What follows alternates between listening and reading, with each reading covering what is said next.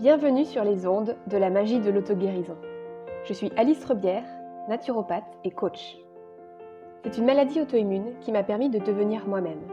Je me suis passionnée pour la santé naturelle et je me suis créé la chance d'avoir une profession que j'adore. À travers le coaching, j'ai compris la puissance de l'entrepreneuriat pour aligner ce que je fais et qui je suis en toute liberté. Aujourd'hui, je me sens plus épanouie que jamais. Mon parcours de vie me montre chaque jour que tout est possible. Je suis convaincue que chaque épreuve peut être transformée pour nous rapprocher de la guérison de notre âme. Ce podcast a pour vocation de vous faire découvrir et maîtriser les pouvoirs magiques de votre corps et de votre esprit. Prêt à attirer à vous le meilleur ? Axio! Bonjour et bienvenue pour ce nouvel épisode de podcast.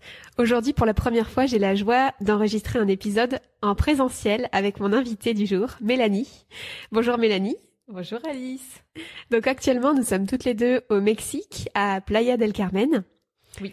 Et donc on s'est rencontrés, nous, il y a un peu moins d'un an, je pense 10 mois, quelque chose comme ça, par Internet, par les réseaux sociaux.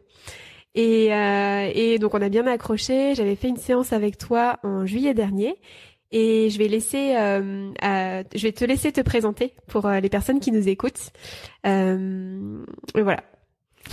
Alors, pour revenir un peu, moi je suis entrepreneur depuis 2017, donc à l'époque, je venais juste d'avoir 20 ans. Et ça a été pour moi une opportunité entrepreneuriale. J'ai saisi une opportunité, plutôt j'ai dit oui. À l'époque, c'était dans la gastronomie et j'ai accepté de représenter une jolie marque de chocolat danoise en France. Et du coup, j'étais encore étudiante en lettres classiques à l'époque, en licence. Mais je sais pas, il y avait un cri du cœur et il y a eu un oui et il a fallu donc que je crée ma micro-entreprise, que je découvre ce que c'était qu'un peu le business parce que moi j'étais en lettres classiques donc rien à voir avec tout ça. Et en fait ça m'a permis aussi à une époque où je me sentais vraiment en décalage entre les personnes de mon âge et puis le monde des adultes on va dire. Et ça m'a permis de me choisir entre soit j'utilise l'étiquette d'étudiante, soit je peux aussi utiliser l'étiquette d'entrepreneur, en tout cas avec ce que je proposais, ce que je faisais. Donc ça m'a fait vachement de bien déjà de vivre ça. Et puis après donc il y a eu ça, j'ai fait ensuite des études d'entrepreneuriat pour un peu savoir ce que c'était que la TVA, enfin les trucs hyper de base mais qu'en fait en lettres classiques tu ne vois pas du tout. Et que j'ai adoré, en fait c'était une sorte de retour au concret après des années théoriques. Et puis suite à ça, en fait on m'a proposé un poste dans une épicerie fine. Donc vu que, comme j'ai dit, je travaille vraiment dans la gastronomie, pour moi c'était une opportunité aussi de venir travailler à 360 degrés sur tous les thématiques que je faisais, entre proposer aux épiciers des produits, que je sache aussi ce que c'était que le monde en tant qu'épicier, etc. Donc j'ai eu un CDI pendant 3 ans que j'ai quitté en 2021. Mais entre-temps, j'ai rencontré Christophe Duhamel, donc qui était le cofondateur de Marmiton. Je pense que tout le monde connaît le site Marmiton. Je pense aussi. et du coup, ensemble, en fin 2019, on a créé l'aventure Tentationnelle, où on était une épicerie de niche en ligne et on fournissait aussi aux professionnels de la gastronomie des produits hyper sourcés. Bref, c'était une aventure. On a commencé ça fin 2019, évidemment, sans s'attendre à ce que début 2020 soit aussi chaotique et qu'il y ait une sorte d'arrêt mondial. Et donc on a fini ça aussi. On a décidé de la terminer cette aventure en fin 2021 parce que on avait d'autres projets et on savait qu'on avait la trésor pour payer le comptable, le juridique et tout, pour vraiment clôturer une entreprise bien. Et en fait, du coup, la fin de mon CDI plus la fin de Tentationnel et l'emménagement avec Julien que j'avais aussi rencontré entre-temps, ça m'a laissé un terrain de créativité qui a été dingue. Moi, je sais que depuis le début, l'entrepreneuriat, c'est vraiment pour moi une voie de réalisation, une voie de liberté aussi. Et sauf que c'était une sorte d'entre-deux où je quittais pas mal de choses. J'ai adoré la gastronomie et c'était vraiment mon expertise, l'entrepreneuriat dans la gastronomie. Mais j'avais une aspiration à autre chose et je savais pas trop quoi. Donc j'ai pris pour la première fois de ma vie une coach, automne 2021. Et avec elle, j'ai découvert aussi une autre façon d'entreprendre. L'entrepreneuriat du champ des possibles, réaliser qu'on peut vraiment vivre de son activité pour moi, c'était nouveau parce que j'avais aussi connu vachement l'entrepreneuriat de la galère dans la gastronomie, où quand je déclarais quelques centaines d'euros par mois à l'URSSAF, c'était un truc de fou. Et du coup, ça a été vraiment, voilà, goûter à autre chose. Et puis, au début, je voulais continuer quand même à rester dans la gastronomie en étant là en prestation de service, en accompagnant les entrepreneurs de la gastronomie. Et en fait, très vite, j'ai eu des demandes, mais pas de la gastronomie, mais plutôt des thérapeutes, des coachs, etc. Et en fait, moi qui suis dans ces domaines-là depuis que je suis toute petite, parce que ma maman, elle est elle-même thérapeute, je me suis dit, mais c'est incroyable. Surtout avec ce qui se passait dans le monde, je trouvais que c'était tellement important de montrer aussi qu'il y avait d'autres alternatives possibles. Et du coup, voilà. Peut-être long story short ou short long story, mais voilà un petit peu le parcours et aujourd'hui j'accompagne vraiment les entrepreneurs à vivre, à ce que l'entrepreneuriat leur permette de se réaliser en fait tout simplement. Et je trouve que ton parcours il est hyper inspirant et moi je t'avoue que j'étais hyper impressionnée au début justement de ton parcours parce que je trouve que entreprendre comme ça, déjà c'est pas facile. Enfin, ça dépend de quel milieu tu viens sans doute. Mais moi, je viens d'un milieu où il y a que des salariés et des fonctionnaires. Mais voilà, je pense que c'est pas facile et d'autant plus quand on est jeune comme ça. Comment est-ce que toi tu l'as vécu justement ce début d'entrepreneuriat? Est-ce que, c'était un choix de ta part? Est-ce que on t'a un peu forcé la main? Comment t'as fait ce choix? Alors en fait. Je suis quelqu'un, ma maman, elle aime beaucoup utiliser cette image, mais d'une sorte de trapéziste, où je passe d'une chose à une autre avec beaucoup de fluidité, de facilité. Je suis très peu nostalgique. Et du coup, chez moi, le passage à l'action, il est très rapide. Et c'est vrai que moi, vu que c'est ma façon de fonctionner, je le vois pas. Mais c'est beaucoup de personnes qui me disent, mais attends, tu sais qu'il y a des gens qui veulent faire des podcasts depuis 2 ans, mais qui ont toujours pas écrit leur premier épisode. Je dis oui, mais moi je voulais le faire je l'ai fait en juin, en juillet le premier épisode sortait. En fait, j'ai vraiment un passage à l'action qui est chez moi très simple.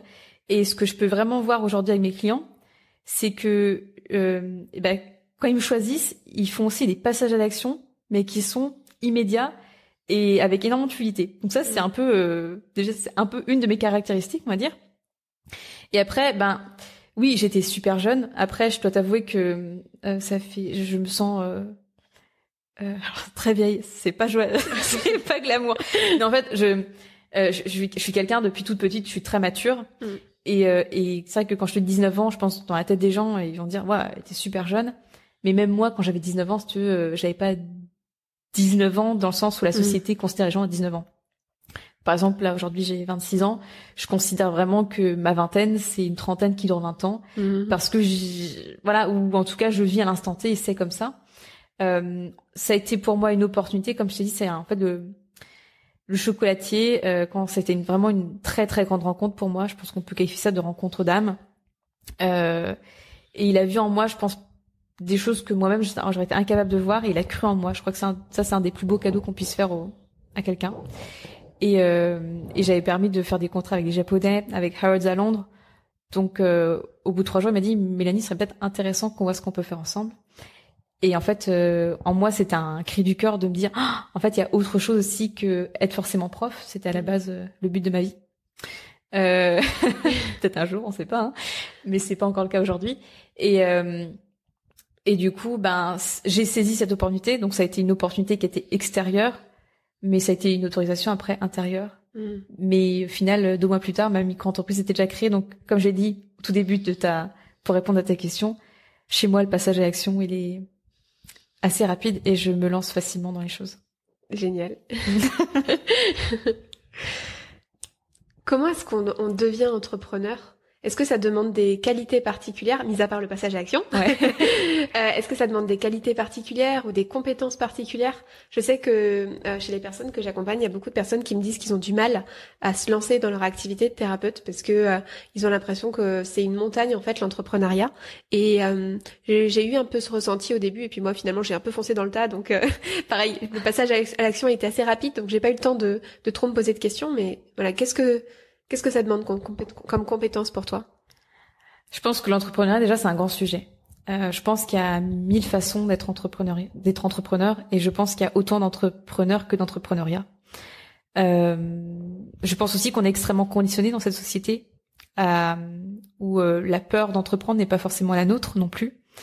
Je pense que ça arrange beaucoup de personnes, qu'il y ait beaucoup de fourmis ouvrières salariées.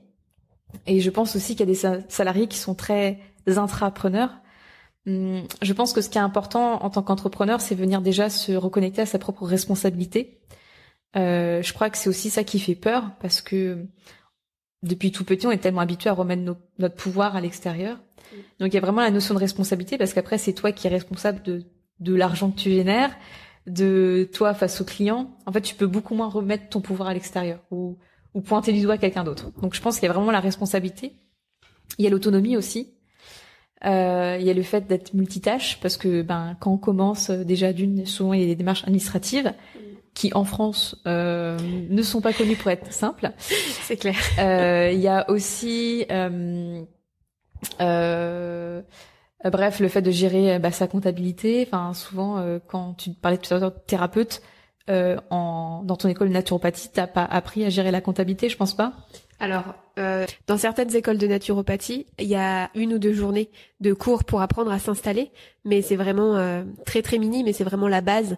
Et je pense que il y a beaucoup de personnes qui ont du coup s'ouvrent à ça et qui n'ont jamais connu ça et qui s'en font une montagne, parce que justement en fait ils ont l'impression de découvrir tout un monde, et du coup au final ils ne passent jamais à l'action une fois à la sortie de l'école, parce que le fait de s'installer c'est trop challengeant en fait pour eux.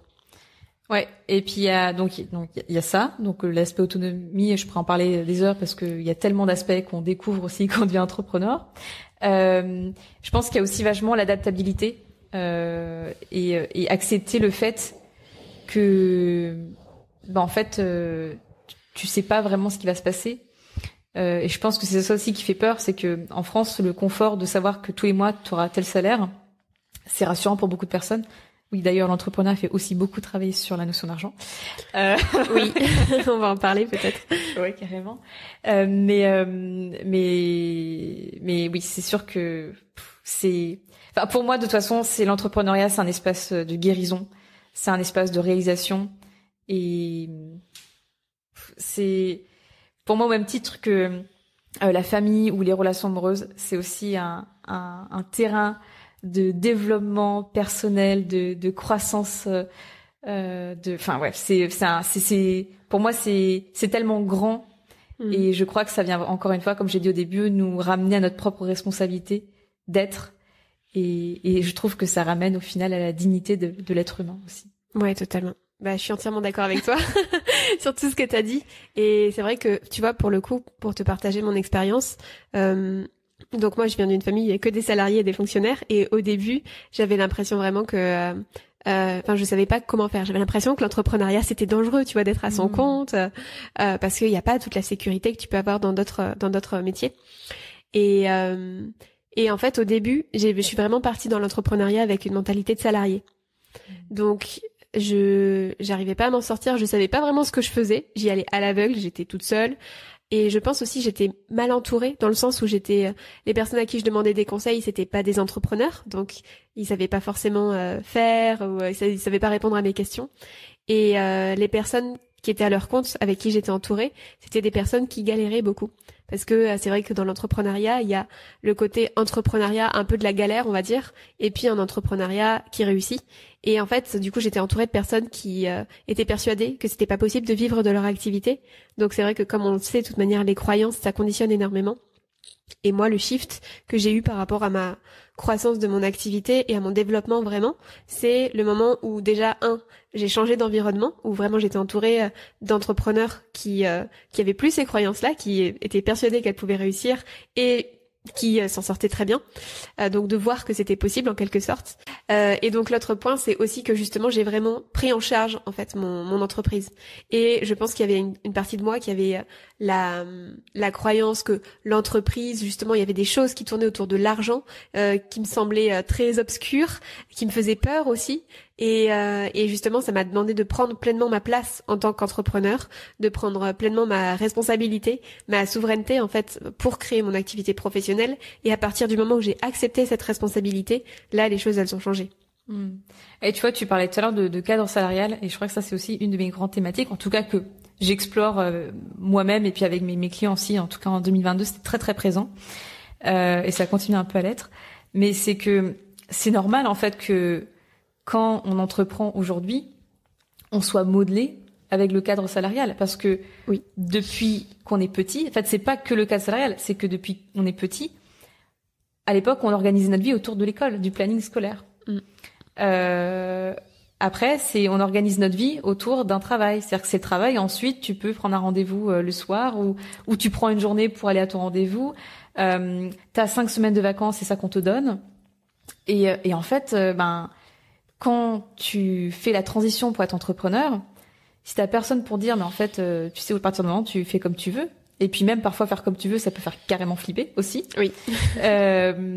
Et c'est super dur. Et puis même toi, t'as pu identifier que tu restais encore dans ce cadre salarial. Mais il y a plein de gens en fait qui ont vu que ce mode-là et qu'il y a personne pour leur dire, ou qu'ils ont pas juste un peu cette prise de hauteur pour le voir. En fait continue. Sauf qu'au final, des gens qui avaient choisi l'entrepreneuriat au nom de choisir la liberté et du coup de faire cette transition, peuvent se retrouver en burn-out derrière à cause de leur entrepreneuriat, puisque au final, c'est pas un salariat au service de leur vie, mais c'est leur vie au service de l'entrepreneuriat. Et ça aussi, c'est mon grand message. Mais oui. Et justement, est-ce que tu peux nous en dire un peu plus, parce que je sais que c'est ton grand message, que ton entreprise soit au service de ta vie et non l'inverse. Ouais. Et est-ce que tu peux nous dire un peu pourquoi est-ce que c'est important et comment est-ce que toi tu l'as intégré dans ton quotidien aussi? Pour moi, c'est important parce que, comme j'ai dit, déjà, je pense que oui, beaucoup de personnes choisissent l'entrepreneuriat pour la liberté. La valeur liberté chez moi est très importante, mais souvent, on voit pas forcément notre façon de faire, nos schémas, et en fait, je me dis, non, mince quoi, tu mets tellement d'énergie dans ton entreprise, tu mets tellement d'énergie à ton projet, si celui-ci ne vient même pas te soutenir. Enfin, ce que je disais, en fait, c'est que c'est pas durable. C'est qu'au final, tu vas avoir un entrepreneuriat qui va être frustrant. Tu vas avoir un entrepreneuriat qui va te mener au burn-out. Et alors que pour moi, au contraire, l'entrepreneuriat, c'est là pour venir soutenir, c'est là pour venir enrichir ta vie. C'est un entrepreneuriat de l'épanouissement et de la réalisation de soi. Mais si il n'est pas au service de ta vie, je vois pas comment ça peut fonctionner. Et alors après, moi, je suis en chemin aussi. J'expérimente. Comment moi je le mets au service de ma vie. Déjà entre 2022 et 2023 il y a déjà des changements, donc ça serait encore dans un an, je te dirais sûrement autre chose. Mais quand moi j'ai commencé en 2022, à partir du mois de mars, je me suis autorisée à prendre la dernière semaine de chaque mois en off entre guillemets. J'appelais ça des semaines, la semaine du mois, MOI, une semaine d'être. Où normalement je ne prenais pas de rendez-vous. Alors je dis normalement parce que au début c'est pas évident, et puis le nom aussi, c'est encore tout un autre sujet, mais c'est pas évident. Et mais en tout cas c'était des espaces où moi je prenais pas de rendez-vous client, et j'essayais vraiment d'avoir plus cette connexion à moi. C'est vrai qu'avec toutes mes études qui étaient quand même vachement dans la théorie, j'ai un mental et un intellect qui est très développé, qui est rapide. Mais jusqu'alors, je considérais qu'en fait, mon corps, il devait suivre. C'était même pas une question, en fait. Le corps, c'est quelque chose qui fait partie de moi. Mais je faisais pas la différence vraiment, et que de toute façon, pour moi, ça devait suivre. Et là, tu vois, par exemple, au deuxième semestre 2022, il y a vraiment eu ce rapport au corps qui a changé. Je pense aussi que le fait de partir au Costa Rica m'a vraiment aidée, parce que déjà, c'est un climat tropical, c'est une toute autre énergie. On a aussi un corps qui est beaucoup plus dénudé parce que il fait chaud. Et là c'est vraiment créer une autre façon pour moi d'être, et où finalement j'avais plus besoin d'avoir une semaine par mois, parce que je prenais beaucoup plus soin de moi en général au quotidien. Donc soin de moi en général, c'est me réveiller à une heure qui me convient. Prendre soin de mon corps par l'alimentation, ça c'était aussi ma grande découverte de l'automne 2022. Tu en sais quelque chose, toi. Ça a été de ne pas venir surcharger mes plannings dans un but de générer tant de chiffre d'affaires, mais plus de venir en fait voir ce qui est ok pour moi, et à partir de ça voir comment moi je pouvais appliquer les tarifs qui étaient juste pour moi, voir comment l'accompagnement je pouvais le recréer dans cet objectif-là aussi. Et clairement, l'automne, je me suis fait vachement masser. J'ai eu beaucoup de, toutes les semaines, des séances de réflexologie plantaire toutes les semaines. Je me suis aussi accompagnée en coaching. Enfin, voilà, il y a aussi ça aussi. C'est ça que je l'ai pas évoqué encore. Mais se faire accompagner, comme tu as dit tout à l'heure, c'est tellement important. Et des gens avec qui tu te sens, level up, quoi. C'est ça, s'entourer de personnes qui te tirent vers le haut. Exactement. Et je pense que ce que tu as dit là, ça va parler à beaucoup de mes auditeurs, parce que je sais qu'il y a beaucoup de personnes qui sont dans le milieu du bien-être, et souvent on dit que les cordonniers sont les plus mal chaussés. C'est aussi vrai, par exemple, pour les naturopathes. Tellement, ouais. Et c'est vrai qu'il y a des fois, on a tendance un peu à négliger, justement, quand on se met à fond dans l'entrepreneuriat, ou par exemple, même, tu vois, les études de naturopathie. Bon, moi, j'ai fait le cycle en 3 ans. Il y a des cycles en 1 an. Et qui sont très maltraitants et pas du tout justement dans un rythme naturopathique, puisque tu vas être à fond en fait tout le temps, et donc tu vas être sous un stress pas possible, tu vas pas du tout respecter tes rythmes de ton corps, et donc du coup il y a une certaine déconnexion qui se fait entre justement le côté théorie mentale et le côté pratique et l'expérimentation dans le corps. Et donc justement c'est hyper intéressant ce que tu dis. Moi aussi j'ai remarqué que le fait justement d'être beaucoup plus attentive à moi et de prendre du temps pour m'occuper de moi, c'était vraiment quelque chose qui me permettait de déposer le mental pour prendre du recul, et je pense que ces temps de présence, c'est indispensable pour pouvoir développer son entreprise. Ouais. T'es d'accord? Ouais, carrément. Et en fait, ce qui est assez drôle, c'est que tu sais aussi la notion de bien-être, ou de ce qui est ok, évolue forcément avec le temps. Oui. Et moi, par exemple, ce qui était ok, genre il y a 1 an, aujourd'hui, ça serait plus du tout. Et même il y a pas si longtemps que ça, genre en décembre, je me suis retrouvée avec beaucoup de clients. Et je me suis retrouvée à la fin décembre à essayer de mettre tout le monde, tu vois, sur 2 semaines avant que nous on parte au Guatemala en vacances. Et mais en fait, je me respectais pas du tout, et en même temps, je devais le faire. Tu vois, il y a toujours ces trucs où, alors que j'aurais pu décaler les choses en janvier sûrement, mais bon, on expérimente, on chemine aussi, hein, chacun à sa manière. Et du coup, c'est vrai que le côté présent était beaucoup moins là. Alors que c'était dommage parce que on allait quitter le Costa Rica et on savait qu'on allait partenir pendant des mois, mais au lieu de pouvoir je sais pas, juste me poser avec la nature, j'étais en visio, Zoom. Et ces temps de présence sont pour moi vraiment fondamentales, et c'est ça qui te permet d'avoir aussi ce recul sur ta propre activité, d'aussi la mettre à jour, de l'adapter à qui tu es aujourd'hui. C'est ce que j'ai vécu beaucoup du coup en janvier, où c'était un peu une sorte de pause forcée entre guillemets. Je l'ai prise comme ça au début, mais en même temps maintenant c'est une bénédiction, parce que en fait il faut qu'on ait l'espace de pouvoir toujours se remettre, se réajuster, faire des mises à jour. Et je crois que ça c'est pareil dans une croissance pérenne, et même dans une croissance tout court son activité, parce que vu que nous on évolue, forcément notre clientèle évolue aussi. Notre message peut évoluer ou peut se préciser, et ces temps sont nécessaires. Oui, d'ailleurs, on en avait parlé dans un de mes épisodes passés avec un de mes invités, Nicolas Boursel, sur le côté cyclicité justement de la vie, mais aussi du coup de l'entreprise et du fait de respecter ses rythmes. Je voulais te demander quelque chose. Toi, tu as connu un gros shift dans ta vie entrepreneuriale l'année dernière. Est-ce que tu peux nous expliquer comment est-ce que tu as fait pour avoir ce shift, en fait, et ce qui s'est passé pour toi? Alors déjà, du coup, j'ai changé d'activité. Avant, j'étais donc avec Tentationnel, j'étais vraiment dans la vente de biens. Donc la vente de biens, c'est vraiment tout un autre, c'est un autre secteur, c'est un autre marché, c'est d'autres marges, c'est beaucoup de volume. On est vraiment sur une autre activité. Là, du coup, j'ai redécouvert la prestation de service, mais avec des tarifs aussi où je me respectais.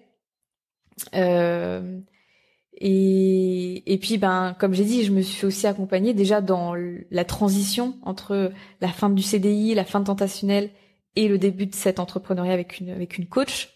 Donc déjà ça a créé un shift en moi. Et ensuite, je me suis fait accompagner tout 2022. Donc encore une fois, j'avais un entourage hyper soutenant. Et puis purée, je suis allée quoi. J'ai osé. Je suis pas quelqu'un qui parle, j'ai du mal à parler vraiment beaucoup de moi, de mes services, mais il y a un moment donné je l'ai fait, et ça m'a ramené des clients. J'ai aussi eu beaucoup d'opportunités.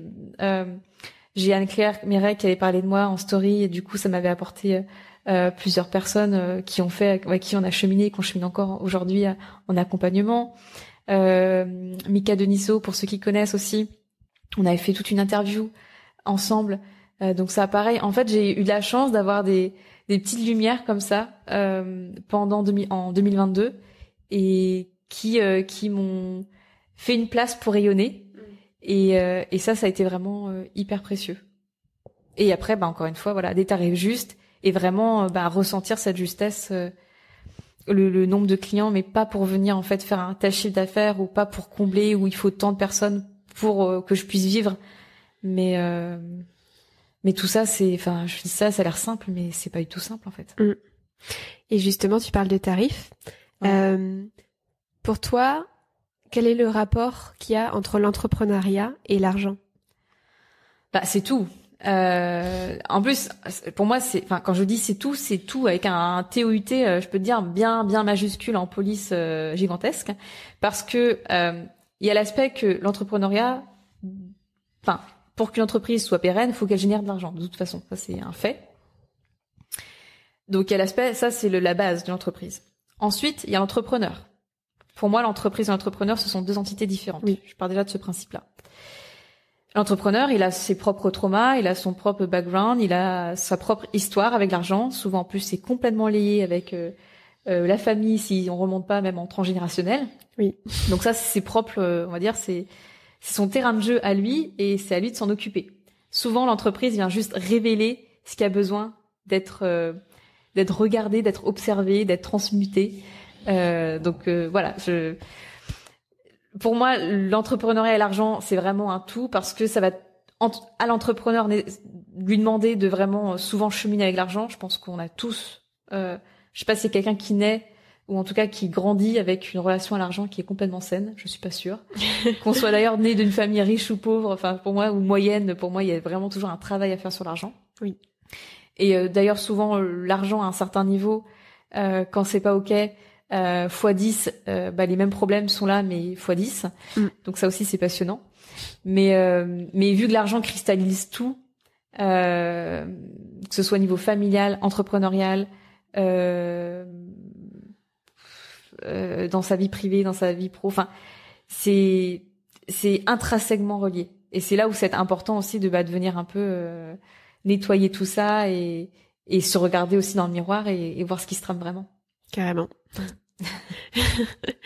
Moi, je crois pareil que il y a quelque chose qui a changé dans ma posture quand j'ai compris que mon rapport à l'argent devait changer en tant qu'entrepreneur, parce que en tant que salarié, t'es dans une posture où tu reçois de l'extérieur, alors qu'en tant qu'entrepreneur, c'est toi qui génères l'argent du coup.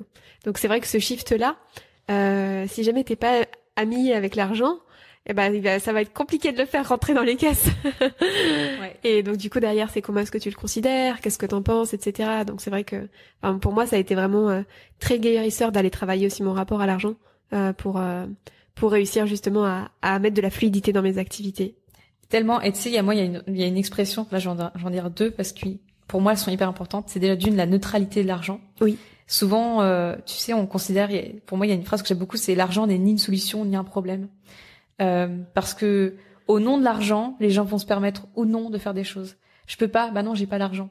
Ou quand j'aurai l'argent, je pourrais faire ça. Mais en fait, ce que je peux voir, et encore une fois, c'est très facile à dire. Après, de là à intégrer, à le vivre pleinement, c'est encore une autre histoire. Mais en fait, la vie est au-delà de l'argent.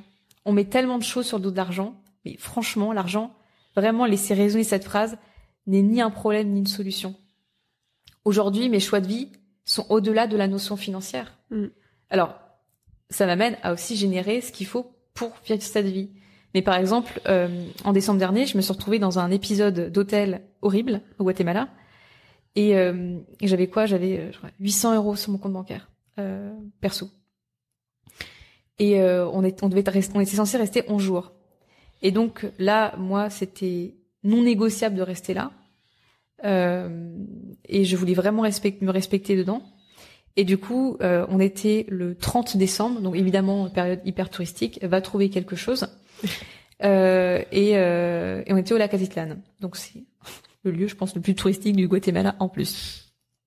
J'ai fait tous les hôtels, j'ai tout regardé. J'ai trouvé enfin un Airbnb qui était vraiment bien.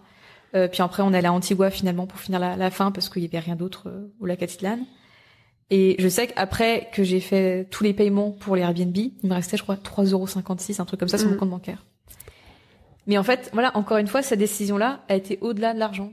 Clairement, j'aurais pu me mettre dans une situation inconfortable. Bon, au final, l'argent est rentré d'une façon. Oui. Mais tu vois, c'est qu'en fait, nos choix de vie, notre vie est vraiment au-delà de l'argent. Oui. Même si je sais que quand on n'a pas grand-chose sur son compte bancaire, écouter ça et entendre ça, c'est hyper compliqué. Oui. Mais c'est mon expérience, là. L'argent ne te définit pas. Ouais. Mais totalement. Et moi, je l'ai expérimenté aussi en 2021, je crois. Oui, 2021, où pareil, j'ai eu un solde très très très bas sur mon compte et j'étais très très mal. Et en fait, je me suis dit, je crois qu'on a eu un peu les mêmes réflexions à des moments différents, mais je me suis dit, mais en fait, au final, je suis toujours vivante. Et je peux très bien continuer à vivre, en fait, même si j'ai que 10 € sur mon compte en banque. Donc, c'est OK. Et toi, c'est hyper drôle. J'ai juste rebondir là-dessus parce que tu m'as dit, je suis encore vivante. Écoute, le 21 juin 2022, je me souviens de la date. C'est la première fois de ma vie que j'étais à découvert. Donc, il y en a qui vont rire quand je vais dire le montant de mon découvert. J'étais de 40 €. Donc, en soi, je sais, c'est vraiment pas grand-chose. Mais en fait, pour moi, c'était, j'en ai énormément pleuré. Je me suis vraiment trouvée, l'expression c'est un peu comme une merde. Et je crois que, en fait, dans ma tête, j'avais fait l'association que argent est égal être en vie. Oui. Et en fait, je pleurais, mais c'était pas pour la gravité de la situation puisqu'elle n'était pas grave en soi. Mais en fait, je crois que je réalisais en même temps que même sans argent, même à découvert, j'ai vraiment eu cette phrase-là. Hein.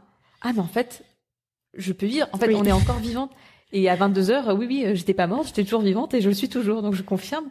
Mais c'est fou, enfin, comme je vous dis tout à l'heure que l'argent cristallise tellement de choses, c'est dingue les peurs qu'il y a derrière. Et c'est pour ça, pour revenir justement à l'entrepreneuriat, que on a parlé de responsabilité, on a parlé d'autonomie, enfin on parle du rapport de l'argent, mais en fait je trouve que c'est tellement un terrain d'expérimentation et d'expérience sur tous les différents domaines en fait. Même on en a pas trop parlé là, mais l'équilibre entre vie pro et vie perso, parce que pareil c'est quelle place est-ce que je donne à mon entreprise, quelle place je donne à ma famille, etc. Et en fait je trouve que c'est tellement une manière en fait d'aller explorer des choses intérieures et de venir justement se guérir d'une certaine manière. Mais oui, c'est toi, j'allais reprendre l'expression que pour moi l'entrepreneuriat c'est une guérison. Ouais, et comme tu dis, enfin moi c'est vrai que aujourd'hui moi je suis en couple avec Julien depuis plus de 2 ans.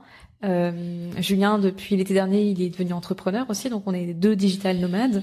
On habite dans un même endroit, on vit ensemble 24 heures sur 24 aussi ensemble. Et c'est pas évident non plus tous les jours, et que vu qu'on a 2 entreprises qui sont différentes. On est aussi à 2 stades entrepreneuriaux complètement différents. Parfois, la compréhension de l'un et de l'autre n'est pas forcément facile. Et c'est vrai que, je pense que nous, si au bout de 2 ans, on arrive à vivre comme ça tous les jours ensemble, à tout moment, tu vois, je pense qu'on a passé en 2 ans, on a passé plus de temps en couple qu'il y a certains couples qui habitent ensemble depuis 10 ans. Oui. Mais c'est sûr que ça impacte tout, le couple, même la relation qu'on peut avoir avec sa famille. Enfin, moi, j'ai une famille qui est soutenante dans mes choix de vie, donc déjà ça c'est énorme. Mais je sais que pour certaines personnes, c'est vraiment pas évident, surtout quand t'as une famille qui te soutient pas, qui te dit, qui te demande tous les 3 mois, c'est quand que tu te retrouves un travail, un CDI, parce que c'est des choix de vie qui sont pas compris ou pas acceptés. Voilà, encore une fois, ça vient tout toucher. Et je pense que pareil, des personnes qui entreprennent quand ils ont des enfants ou pas, là on arrive sur des stades différents. Je sais aussi qu'il y en a qui souffrent beaucoup parce qu'ils sont considérés parce qu'ils sont entrepreneurs et qui le font depuis chez eux. En fait, les gens ils se permettent de rentrer chez eux à tout moment ou de les appeler à tout moment parce que en fait, ils travaillent, mais en fait dans leur tête ils doivent pas vraiment beaucoup travailler. Oui. Et d'intégrer tout ça, Et c'est nouveau. En France, c'est nouveau. Je pense qu'il y a d'autres pays, c'est plus ancré. Où tu vois, quand t'as eu, par exemple, à Playa del Carmen, là, en ce moment, tu peux voir que dans les cafés, c'est rempli de digital nomades. Oui. Donc, tu vas forcément avoir des discussions qui sont différentes. Je pense que voilà, dans des grandes villes aussi, New York, Los Angeles et tout, on est vraiment sur d'autres choses. Costa Rica, c'est majoritairement des digital nomades. ou des gens qui sont entrepreneurs. Donc, mais c'est vrai qu'en France, il y a beaucoup de gens ont encore du mal à comprendre que c'est pas parce que tu travailles de chez toi que tu travailles pas. Je peux te dire que tu travailles beaucoup. Il y en a même qui se respectent pas du tout dans leur heure de travail et qui vont travailler 12 heures par jour. Donc, totalement. On a parlé des formes de guérison qu'on pouvait trouver dans l'entrepreneuriat. Qu'est-ce que tu trouves de magique, toi en particulier, dans l'entrepreneuriat? Tu vois, je crois qu'on a déjà évoqué le mot, mais d'exploration intérieure. Et tout à l'heure, je veux vraiment te le redire, mais pour moi, l'entreprise, c'est pas l'entreprise qui a un problème en tant que telle. C'est juste que l'entreprise va juste te permettre de pointer du doigt certains espaces qui ont besoin d'être soit révélés. Et dans la révélation, ça peut être aussi de la lumière comme de l'ombre, hein, parce qu'on est humain. Moi qui a toujours voulu être une fille parfaite, ça fait quelques mois que je me reconnecte aussi avec l'humaine que je suis. Donc, dans l'humanité, il y a de tout. Donc, il y a vraiment ces explorations internes. Et puis, aujourd'hui, on a une chance quand même inouïe de pouvoir se faire accompagner. J'ai envie de mettre un point de vigilance, et on en parlait tout à l'heure hors podcast, c'est que très souvent aussi, on peut vite remettre son pouvoir à l'extérieur en prenant tel ou tel coach ou en prenant une formation, en fait, parce qu'on peut se sentir pas assez, je ne suis pas assez. Et je pense profondément qu'on est tous assez. Pour moi, ça aussi, c'est un grand chemin de guérison intérieur. Je suis en plein dedans. Mais de faire ses choix en conscience aussi, de pas se faire accompagner parce que l'autre va nous sauver. Non, il y a que nous qui pouvons nous sauver nous-mêmes. Et c'est aussi sortir du coup de ce fameux triangle de Karpman, bourreau, victime, sauveur. Mais voilà, franchement, il y a tellement de quoi se faire accompagner. Oui, alors il y en a aussi qui vont dire ouais, mais il y en a c'est des charlatans. Oui, comme partout, il y en a des gens qui sont bien, d'autres moins bien, et il y en a qui sont juste pour nous et d'autres moins juste pour nous. Et c'est pas parce que notre copine elle a été suivie par un tel que c'est forcément ce qui est juste aussi pour nous. Mais vraiment, encore une fois, on revient à la notion de responsabilité, de se connecter à son intuition, à sa justesse intérieure, et du coup, de choisir en conscience aussi. Merci, parce que voilà, je sais qu'on a la même vision et ça, je suis entièrement d'accord avec tout ce que tu as dit.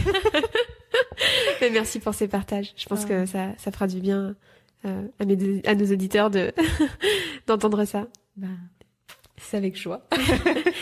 Comment est-ce qu'on peut te retrouver? Qu'est-ce que tu proposes? Est-ce que tu peux nous dire comment on peut te retrouver? Oui, bien sûr. Alors, il y a mon compte Instagram qui s'appelle Mélanie Notary. Donc, Notary, c'est Notari. Sinon, il y a mon site internet, même nom, c'est mélanienotary.com. Mon réseau social favori, c'est Mélanie Notary. Je suis aussi une newsletter où je vais partager plus du backstage. Donc voilà, ceux qui veulent suivre ça, c'est avec plaisir. On peut le retrouver dans la bio, forcément sur Instagram. Et puis moi, je propose de l'accompagnement individuel. Et puis j'ai aussi un mastermind là, qui est en cours ensemble pour vraiment cheminer aussi. Alors moi, ce qui est important, c'est j'aime bien créer des espaces, mais très cocoon, très familial. Donc très familiaux plutôt des espaces. Donc là, on est à 5. C'est vraiment un choix de ma part. Et puis courant avril débute aussi une nouveauté, un programme complètement hybride, mais avec du brainstorming et de l'individuel et de la transmission collective. Pareil avec un petit groupe. Et donc ça s'appelle Ascension et ça va commencer du coup dans quelques semaines. Génial. Donc voilà. Et pour rebondir, c'est aussi justement un espace de créativité. L'entrepreneuriat est là, comme tu le dis. Oui. Dans tous les cas, du coup, vous pouvez retrouver tous les liens dans la description du podcast. Et tu as un podcast aussi, justement. Tu n'en as pas parlé, mais... Oui, alors j'ai un podcast donc qui est hebdomadaire où, comme toi, je reçois des invités que j'ai vraiment envie de mettre en lumière, et puis aussi des épisodes solo pour parler de certaines thématiques. Donc le podcast s'appelle Permission entrepreneuriale et il est disponible sur toutes les plateformes d'écoute. Super. Et sur YouTube. Merci beaucoup Mélanie. Merci à toi Alice de m'avoir laissé cette opportunité, ça me touche beaucoup. Avec plaisir. Et merci à tous du coup de nous avoir écoutés. Donc vous retrouverez tous les liens de Mélanie dans les notes de l'épisode et je vous dis à lundi prochain pour un nouvel épisode. Au revoir. Au revoir. Merci pour votre écoute. Alors, comment allez-vous libérer votre magie intérieure ? Si vous avez aimé ce podcast, pensez à le partager avec votre entourage pour participer à sa visibilité et à laisser un avis 5 étoiles sur la plateforme de votre choix. Vous pouvez aussi vous abonner pour être tenu au courant de la sortie du prochain épisode. À bientôt!